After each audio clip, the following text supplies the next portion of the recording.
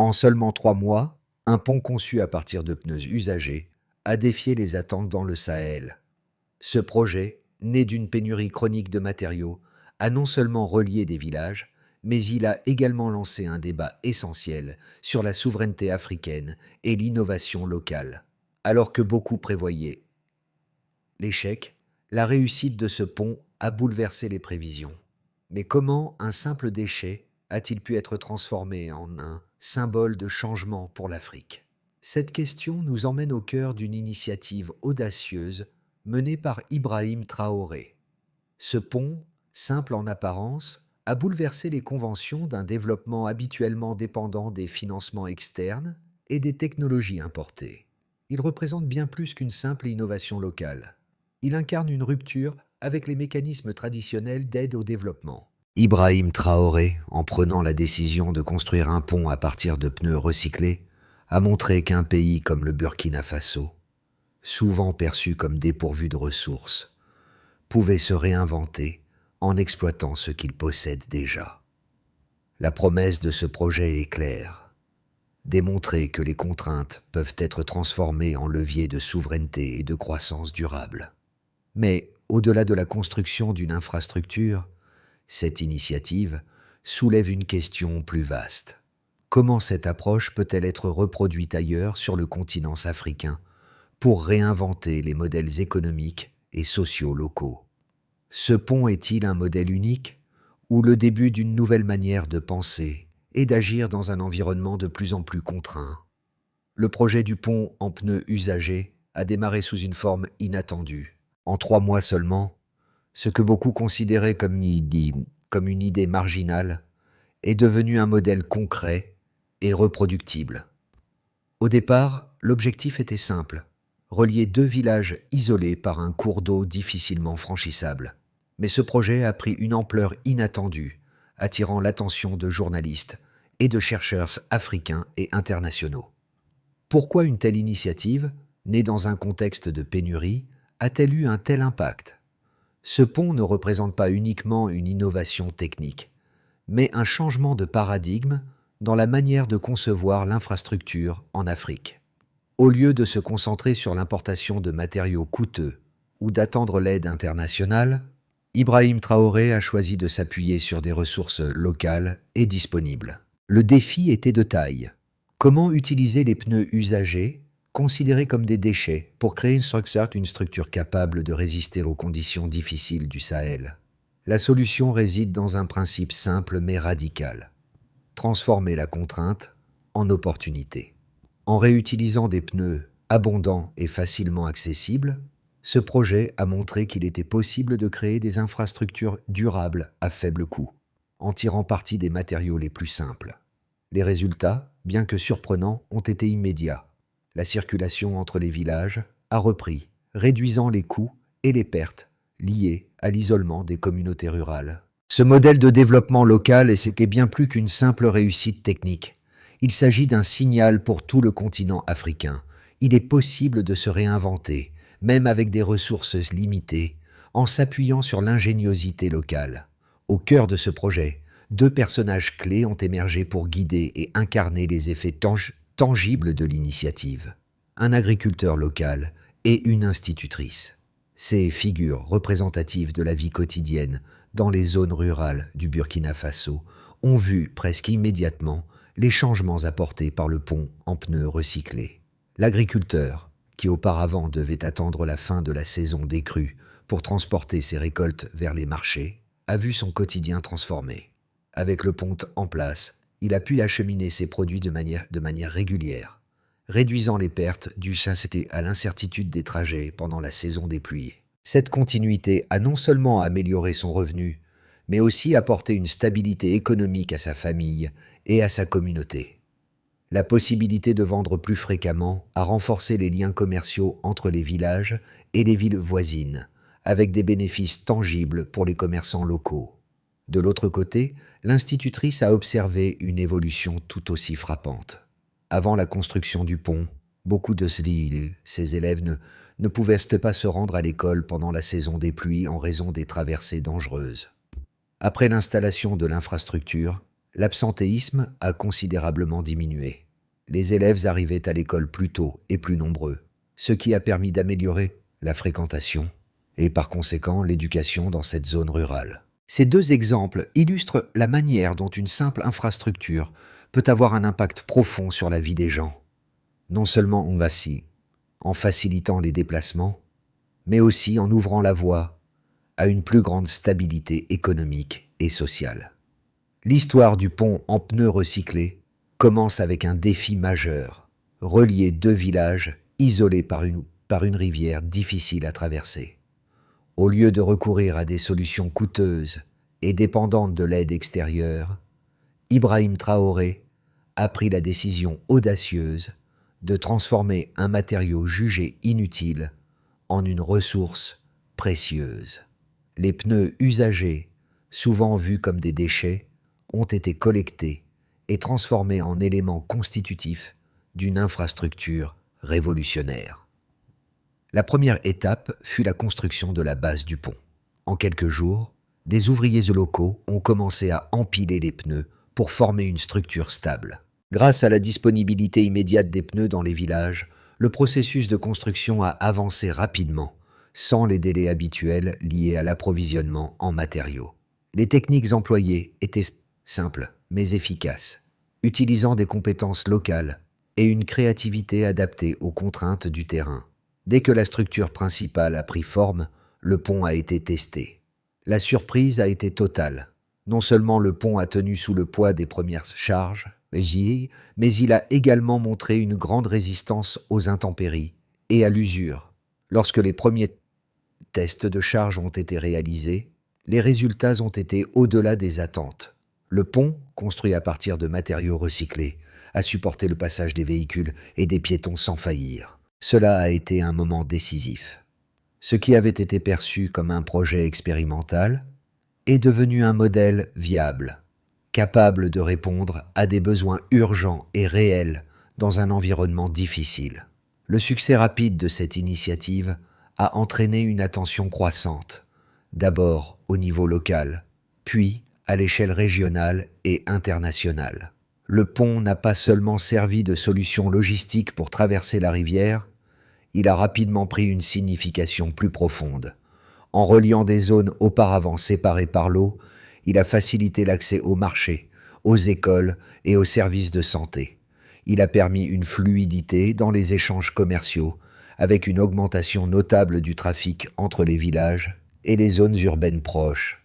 Ce changement a non seulement réduit les coûts liés au déplacement, mais a aussi amélioré les conditions de vie des habitants. Le projet a rapidement gagné en popularité, avec l'arrivée de journalistes et de chercheurs intéressés par cette innovation peu coûteuse, mais extrêmement efficace. Ce pont, construit dans une région où les ressources sont limitées et les infrastructures rares, a bouleversé la perception du développement en Afrique. Plutôt que d'attendre des solutions importées ou des financements externes, Ibrahim Traoré a montré qu'il était possible de créer des infrastructures durables en exploitant ce qui est disponible localement. Le véritable tournant est survenu lorsque la communauté a commencé à réaliser l'impact de cette innovation. Les familles ont vu leurs conditions de vie s'améliorer grâce à des déplacements plus sûrs et plus réguliers. Les commerçants ont pu augmenter leur activité, les agriculteurs ont vu leurs revenus croître et les enfants sont arrivés à l'école plus tôt et plus nombreux. Cette dynamique a eu des répercussions immédiates sur l'économie locale, avec une augmentation des échanges commerciaux de 30% dans les premières semaines suivant l'achèvement du pont. Les résultats tangibles ont incité d'autres régions à envisager de répliquer ce modèle. Le concept de pont fait à partir de pneus recyclés a pris de l'ampleur et a rapidement été adopté dans d'autres villages du Burkina Faso, puis dans d'autres pays de la région. Ce phénomène a montré que, même dans des contextes de grande précarité, des solutions simples et locales peuvent avoir un impact profond et durable. Les effets mesurables du pont en pneus recyclés révèlent une transformation profonde, étayée par 3 indicateurs clés qui permettent de comprendre l'ampleur réelle du changement. Le premier concerne l'accès aux services essentiels. Selon les relevés consolidés par les autorités locales, Plus de 200 000 habitants ont vu leur déplacement simplifié après la mise en service des premiers ponts. Ce chiffre, loin d'être anecdotique, montre que le projet n'a pas touché seulement quelques villages, mais a modifié la vie d'un vaste ensemble de zones rurales. L'indicateur illustre une réalité simple. Lorsque les trajets deviennent plus sûrs et plus réguliers, l'accès à l'école, aux soins et au marché se stabilise, créant une continuité que les villages n'avaient jamais connue. Le deuxième indicateur concerne directement l'économie locale. Les échanges commerciaux ont connu une hausse de 30%, un pourcentage qui traduit une dynamique solide et reproductible. Cette augmentation reflète la disparition des détours longs et coûteux, la possibilité de transporter des marchandises sans attendre la baisse des eaux et une réduction nette des pertes de produits périssables. Pour les commerçants, cette nouvelle fluidité transforme la gestion quotidienne. Les itinéraires deviennent prévisibles, les trajets plus fréquents et les ventes plus régulières. La croissance observée ne repose donc pas sur des injections financières extérieures, mais sur un changement structurel du rythme des mobilités. Le troisième indicateur touche le domaine le plus sensible, la sécurité. Les centres de santé régionaux rapportent une baisse de 20% des décès liés aux accidents de transport. Dans des zones où les traversées improvisées causaient chaque année de nombreuses victimes, cette chute marque une rupture avec une forme d'inévitabilité que les habitants avaient fini par accepter. Les ponts ont réduit les risques lors des crues, sécurisé les trajets scolaires et transformé la manière dont les familles se déplacent. Une infrastructure qui protège la vie a un impact incomparable, car elle modifie non seulement les chiffres, mais aussi la perception du danger au quotidien. Ces trois données, mises en perspective, dessinent une trajectoire cohérente. Accès facilité, économie renforcée, sécurité accrue. Elles montrent que les ponts ne constituent pas une réponse ponctuelle, mais bien un levier transsectoriel capable d'agir simultanément sur la mobilité, les revenus et la protection des populations. L'évolution s'observe également dans les districts ayant construit plusieurs structures. Plus de circulation, moins d'interruptions, meilleure continuité des activités et une confiance croissante dans les infrastructures locales. Ce retour quantitatif permet de comprendre pourquoi le modèle attire désormais l'attention au-delà du Burkina Faso. Les délégations étrangères ne viennent pas pour une technologie complexe, mais pour une méthode dont les effets sont mesurés, reproductibles et adaptés aux contraintes des zones rurales. Les chiffres constituent ici un langage commun. En démontrant que des matériaux simples peuvent produire des résultats concrets, ils ouvrent la voie à une diffusion plus large de ce modèle fondé sur les ressources locales. La réussite du projet des ponts, en pneus recyclés, a suscité deux lectures opposées, mais toutes deux soulignent l'importance de réévaluer les méthodes de développement en Afrique.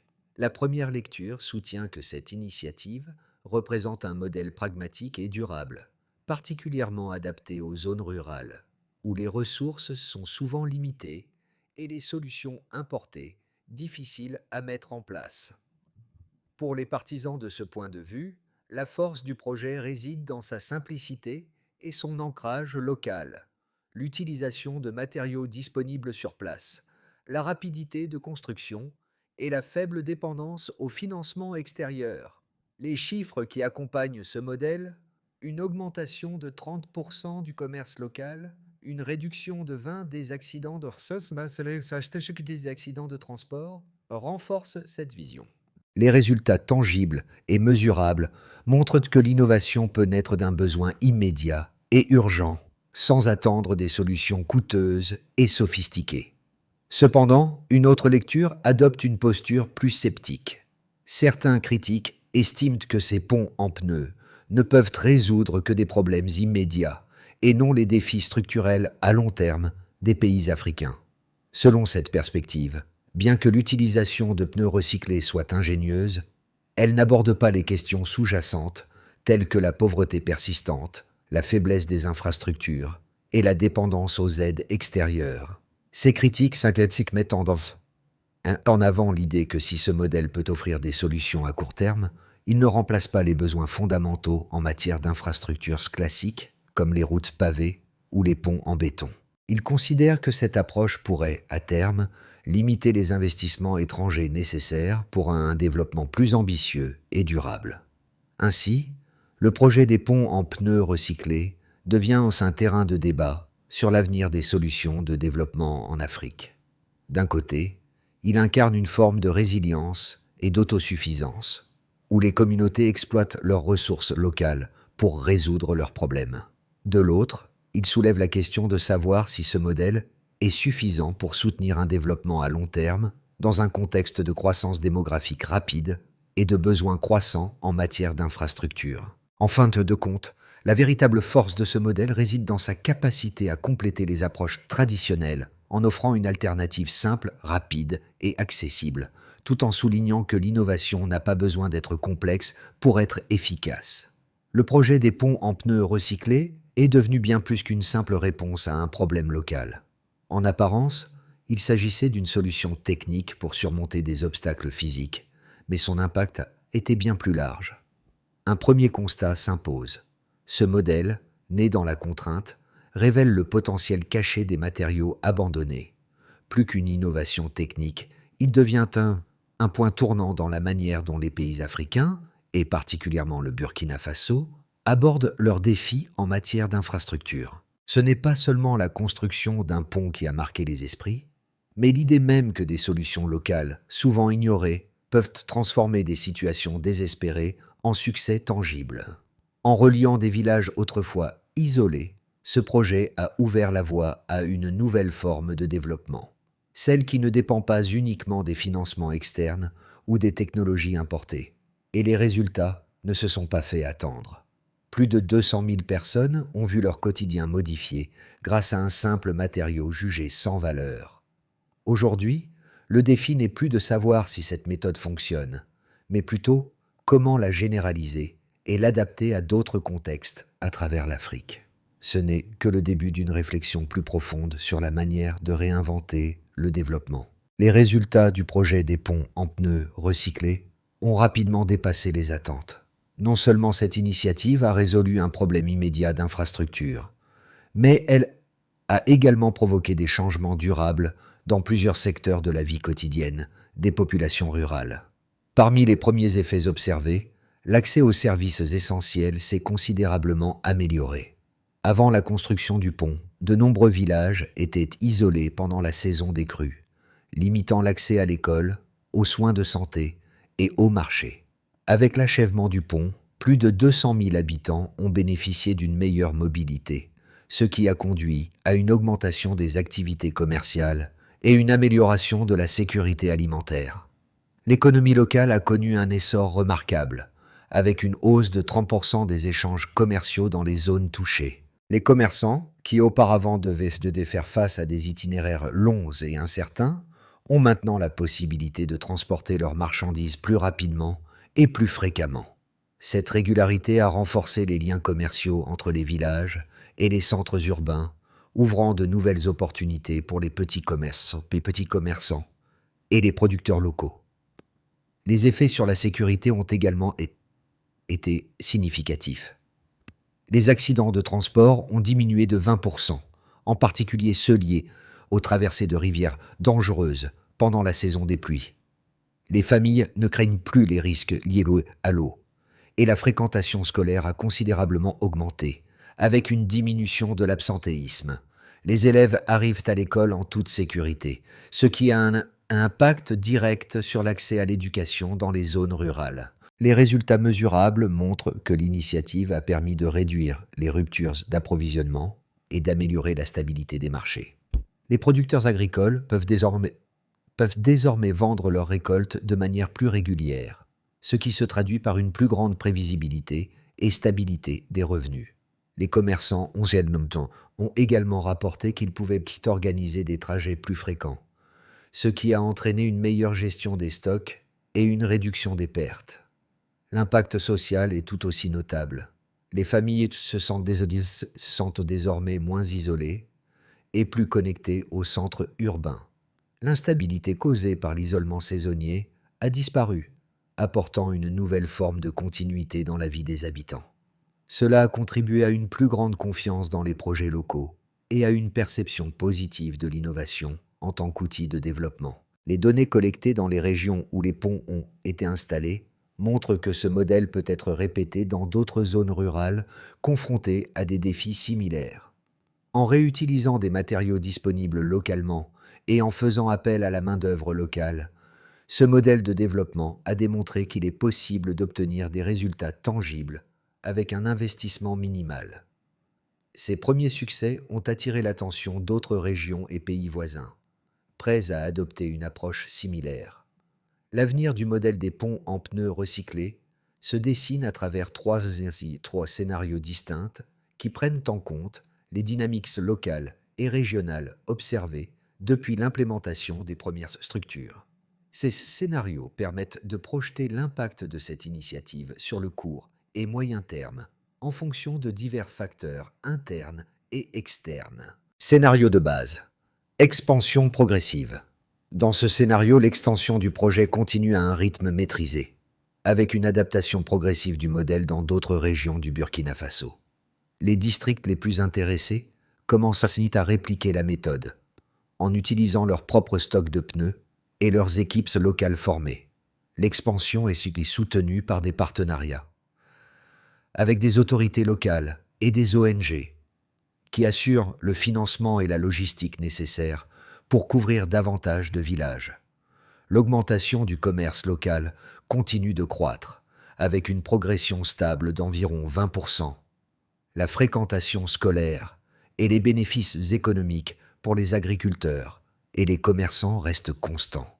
Cependant, cette progression lente pourrait ne pas suffire à combler rapidement le fossé infrastructurel dans certaines régions plus reculées. Et scénario optimiste. Diffusion régionale rapide. Ce scénario envisage une adoption accélérée du modèle au niveau régional. Les résultats obtenus au Burkina Faso attirent l'attention des pays voisins, notamment le Mali, le Niger et le Togo, où les conditions géographiques et économiques sont similaires. Ces pays commencent à adapter le modèle et des délégations étrangères arrivent pour observer et tester cette solution. Dans ce scénario, l'impact économique pourrait augmenter de 40-50% par rapport au scénario de base, avec une croissance accélérée des échanges commerciaux et une meilleure intégration régionale. La mise en place de ces infrastructures améliore également la résilience des communautés face aux crises climatiques, réduisant les interruptions dans les chaînes d'approvisionnement pendant les saisons de crue. Le modèle pourrait devenir un standard régional, avec des financements supplémentaires pour soutenir cette expansion. Scénario pessimiste. Blocage structurel. Dans ce scénario, des obstacles internes ou externes ralentissent donc l'expansion du modèle. Les critiques sur la durabilité à long terme et le manque d'investissement dans d'autres infrastructures pourraient freiner l'adoption. Les résistances politiques, ainsi que la préférence pour des solutions plus classiques et perçues comme légitimes par certains acteurs locaux, ralentiraient la croissance du projet. Si le modèle reste cantonné à quelques districts isolés, l'impact serait limité, avec une stagnation des résultats à environ 10-15% d'augmentation du commerce local. Le manque de suivi et d'entretien pourrait également compromettre la durabilité des ponts, ralentissant la diffusion du modèle. L'adoption internationale pourrait stagner et la méthode pourrait être perçue comme une solution temporaire, plutôt que comme une véritable alternative au développement traditionnel. Réflexion. Quel que soit le scénario, l'avenir de ce projet dépend de la capacité à maintenir une dynamique collective, en combinant innovation locale et soutien institutionnel. Les actions de suivi et d'évaluation, ainsi que les investissements dans la formation et l'extension de ce modèle, seront essentiels pour garantir sa pérennité. La clé réside dans l'équilibre entre les besoins locaux, les ressources disponibles et l'adaptabilité du modèle à différents contextes. L'impact du projet des ponts en pneus recyclés dépasse largement les frontières des villages concernés et touche des groupes variés à travers l'ensemble de la communauté. Les agriculteurs, les commerçants et les élèves voient déjà des bénéfices tangibles dans leur quotidien, mais c'est l'ensemble de la société qui ressent les effets à long terme. Les familles rurales, auparavant coupées du reste du pays pendant la saison des crues, expérimentent désormais une forme de liberté nouvelle, rendue possible grâce à cette infrastructure inattendue. Pour les agriculteurs, c'est un changement radical dans leur capacité à accéder au marché urbain. Ils ne sont plus à la merci des caprices du climat, et les produits dits frais peuvent désormais circuler plus rapidement, réduisant les pertes économiques et augmentant la prévisibilité des revenus. Cette nouvelle sécurité a des répercussions profondes, car elle permet aux familles d'envisager l'avenir avec plus de certitude et de stabilité.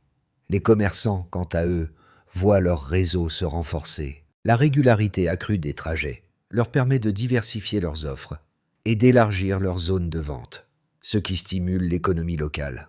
L'impact sur la vie des petits commerçants et artisans est particulièrement frappant. Non seulement leur travail devient plus fluide, mais il leur permet aussi de renforcer leur rôle dans la chaîne d'approvisionnement régionale. Cela leur donne une meilleure capacité à planifier et à diversifier leurs activités commerciales, tout en élargissant leurs horizons. Enfin, les élèves voient leur accès à l'éducation facilité, ce qui a des répercussions sur leur futur. L'école, qui était souvent un lieu difficile d'accès pendant la saison des pluies, devient désormais un endroit où les enfants peuvent aller et venir en toute sécurité. Cette amélioration, bien que discrète, représente une transformation fondamentale pour la société dans son ensemble. Ces changements, bien qu'apparemment modestes, préfigurent une évolution plus large, celle d'une Afrique capable de se redéfinir grâce à ses ressources locales et à sa créativité. Ce projet ne touche pas uniquement les communautés locales, il offre un modèle de développement qui pourrait inspirer d'autres régions confrontées à des défis similaires. Pour garantir la pérennité et l'expansion du modèle des ponts en pneus recyclés, une feuille de route claire et structurée doit être mise en place. Ce projet ne se limite pas à l'installation de simples infrastructures. Il s'agit d'un changement fondamental dans la manière dont les communautés abordent les défis du développement. Voici les étapes clés pour amplifier ce modèle. Renforcement des capacités locales. La première étape consiste à former davantage de techniciens locaux à la construction et à l'entretien des ponts. Les équipes doivent être capables de reproduire le modèle sans assistance extérieure, ce qui garantira l'autonomie et la durabilité à long terme. Des formations pratiques et continues sont nécessaires pour assurer l'efficacité et la longévité des structures. Expansion des zones cibles. Une fois que les communautés locales maîtrisent la méthode, le projet peut s'étendre à d'autres régions, en priorité celles les plus isolées et confrontées aux défis de mobilité similaires. Chaque nouvelle zone nécessite une étude préalable pour évaluer les besoins locaux, les stocks de pneus disponibles et la capacité de la main-d'œuvre locale. Création de partenariats avec les gouvernements locaux. Bien que cette initiative soit née d'une dynamique locale, l'implication des autorités locales est cruciale pour soutenir l'extension et la maintenance des ponts. Un partenariat avec les municipalités peut faciliter l'approvisionnement en matériaux et l'organisation des chantiers. De plus, il permettrait de créer un cadre légal pour la gestion à long terme des infrastructures. Suivi et évaluation continue. Il est essentiel de mettre en place un système de suivi rigoureux pour évaluer l'impact à long terme des ponts en termes d'accessibilité, de commerce et de sécurité. Des indicateurs de performance, tels que le nombre de traversées, les effets économiques et la réduction des accidents, doivent être régulièrement mesurés pour ajuster les stratégies de déploiement. Soutien financier et partenariats internationaux. Bien que le modèle repose sur des matériaux locaux, un soutien financier peut être nécessaire pour son extension à grande échelle. Des partenariats avec des ONG, des institutions financières et des gouvernements étrangers peuvent permettre de financer l'acquisition de ressources et le développement de nouvelles zones pilotes. En suivant ce plan, le modèle des ponts en pneus recyclés pourrait rapidement devenir une référence pour d'autres régions d'Afrique et au-delà, offrant une solution durable et adaptée aux défis uniques du continent. L'histoire du pont en pneus recyclés ne se limite pas à une simple réalisation technique. c'est une leçon de résilience et d'ingéniosité qui résonne profondément dans les vies de ceux qui l'ont vu naître. Ibrahim Traoré, en faisant le choix audacieux de construire ce pont avec des pneus usagés, a permis à des milliers de personnes de surmonter un obstacle majeur, non seulement géographique, mais aussi économique et social. Ce pont, symbolisant bien plus qu'une simple infrastructure, est devenu le témoin silencieux d'une transformation collective. Les agriculteurs, les commerçants et surtout les enfants, qui autrefois faisaient face à des traversées dangereuses et à des routes impraticables, bénéficient désormais d'une mobilité inédite. Pour eux, ce projet n'est pas qu'un pont, c'est une nouvelle chance, une opportunité de se projeter dans un avenir moins incertain.